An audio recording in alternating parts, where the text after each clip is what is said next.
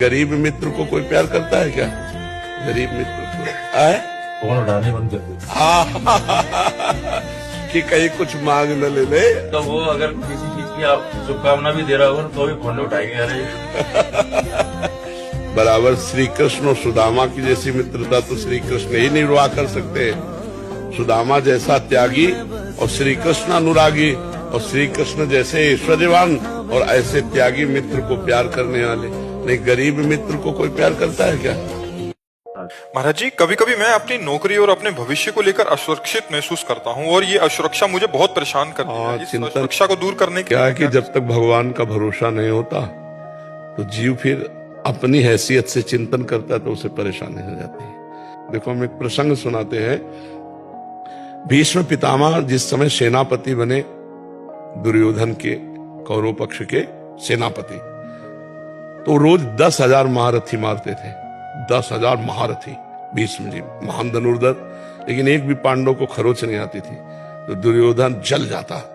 जब शाम के युद्ध का निर्णय सुने, बोले एक भी पांडव नहीं मारा गया। भीष्म जैसे सेनापति, एक भी पांडव नहीं मारा गया। तो उनके शिविर में जाकर के रोज इस बात के लिए झगड़ा करता। तो भीष्म जी भाव में आए तो 5 बाण निकाल के रख दिए और कहा, कल मैं यदि जीवित रहा तो 5 पांडवों का वध निश्चित समझो। अब ये खबर फैल गई पूरे दोनों शिविरों में कि भीष्म ने प्रतिज्ञा की कल 5 पांडवों का वध होगा। इतने में द्रौपदी जी आ गई। बोले, प्रभु सुना? बोले, हाँ सुना कि 5 पांडवों के वध का उन्होंने 5 बाण निकाल लिए। द्रौपदी जी का, अच्छा अपने दासी के कपड़े लाओ। भगवान ने दासी के वस्त्र पहने। द्रौपदी जी का आगे आगे चलो भीष्म पितामह के शिविर की तरफ। पीछे दासी, आगे द्रौपदी। तो उनका सौभाग्यवती भाव, संध्या का समय था, तो द्रौपदी जी ने हटाया और कहा कि आप प्रण करते हो सौभाग्य उजाड़ने का और आशीर्वाद देते हो सौभाग्यवती भाव का, हम क्या माने कि कौन सा भीष्म सत्य है, सौभाग्य उजाड़ने वाला या सौभाग्य देने वाला? भीष्म जी का माला छूट गया। उनका वो कहा जो तुम्हें यहाँ लाया है, क्योंकि इतनी चतुराई से तेरे को यहां तक इस समय पहुंचाना केवल उसी का कार्य है। भीष्म जी खड़े हो गए और देखा तो दरवाजे में दासी बने खड़े थे भगवान। भीष्म जी ने जब देखा तो कहा, बेटी तेरे सौभाग्य को कौन उजाड़ सकता है?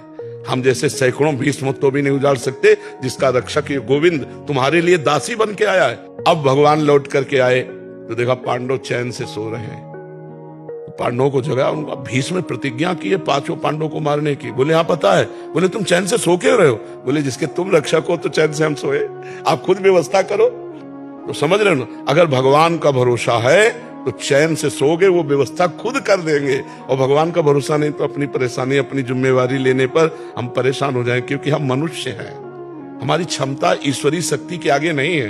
अगर ईश्वर का तो ईश्वरीय शक्ति के आगे किसी का ऐसा नहीं कि कार्य बिगड़ जाए, सदैव बनते ही पाया गया है। तो आप भगवान का भरोसा लीजिए, चिंता मत कीजिए, थोड़ा नाम जप कीजिए और भगवान के आश्रित रह के होगा वही प्यारे जो राम जी को भाएगा। और राम जी है मंगल भवन अमंगल हारी।